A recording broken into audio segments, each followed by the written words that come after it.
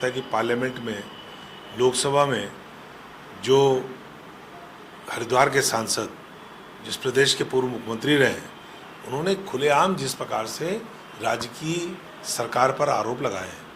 प्रदेश में खनन के मामले में जिस प्रकार से उन्होंने सरकार पर हमला किया है,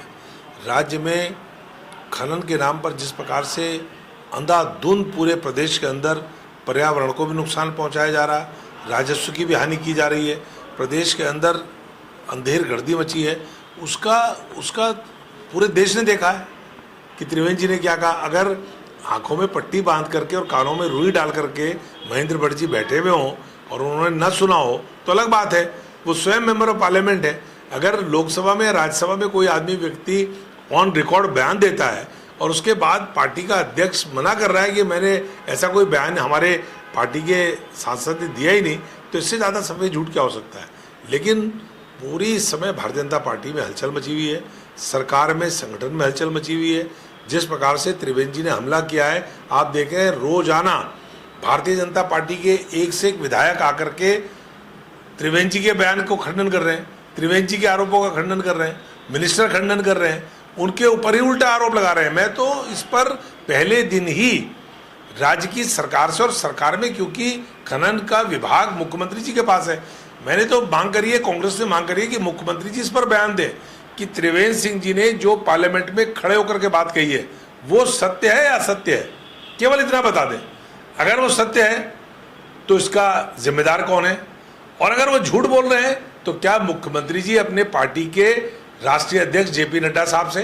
क्योंकि महेंद्र भट्ट जी की तो हैसियत नहीं है कि वो त्रिवेंद्र जी के खिलाफ कोई एक्शन करे, तो जेपी नड्डा जी से वो मांग करेंगे कि उनकी सरकार को बदनाम करने के लिए उन्हीं की पार्टी का मेंबर ऑफ पार्लियामेंट जो राज्य का पूर्व मुख्यमंत्री रह चुका है, वो इतना जबरदस्त बयान दे रहा है कि राज्य में लगातार अवैध खनन करने वाली गाड़ियां जो है लोगों को रौंद रही हैं, लोगों की हत्या कर रही हैं, अंधाधुंध अवैध खनन हो रहा है, पर्यावरण को नुकसान पहुंचाया जा रहा है। ये त्रिवेंद्र सिंह रावत जी ने ऑन रिकॉर्ड कहा है। और जहां तक अधिकारियों का सवाल है, देखिए त्रिवेंद्र जी ने अधिकारियों के बारे में क्या कहा उससे तो हम सहमत नहीं है, क्योंकि हर एक व्यक्ति को मर्यादित भाषा का प्रयोग करना चाहिए, किसी भी पद पर है, और अगर वो जिम्मेदारी के पद पर है तो उसे तो और होशियार होना चाहिए। लेकिन क्या अधिकारियों को भी मर्यादा का उल्लंघन करना चाहिए,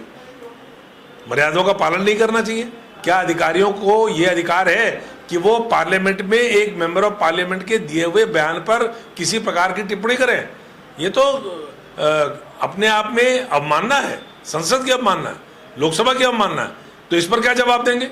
तो मैं समझता हूं कि इस समय पूरी स्थितियां नियंत्रण से बाहर हैं। भारतीय जनता पार्टी की सरकार, भारतीय जनता पार्टी की दल सब तरफ जूतम पैजार हो रखी है।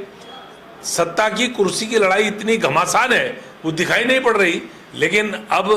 त्रिवेंद्र सिंह रावत जी ने जो पिटारा खोला है उससे पूरी पार्टी की कलई खुल गई है, और अब अंट शंट बंट काम करने लगे हैं, नाम बदल रहे हैं। जगहों के नाम बदलने से क्या धान पड़ जाएगा? क्या त्रिवेंद्र सिंह रावत जी का बयान वो जो उन्होंने पार्लियामेंट के अंदर दिया है, मियाँ वाला का नाम रामजी वाला करने से बदल जाएगा? तो मैं समझता हूँ कि सरकार कन्फ्यूजन में है, सरकार पर किसी प्रकार का नियंत्रण अधिकारियों पर मुख्यमंत्री जी का है नहीं, और त्रिवेंद्र जी का बयान अब मैं समझता हूँ इनके कफन पर आखिरी कील साबित होगा।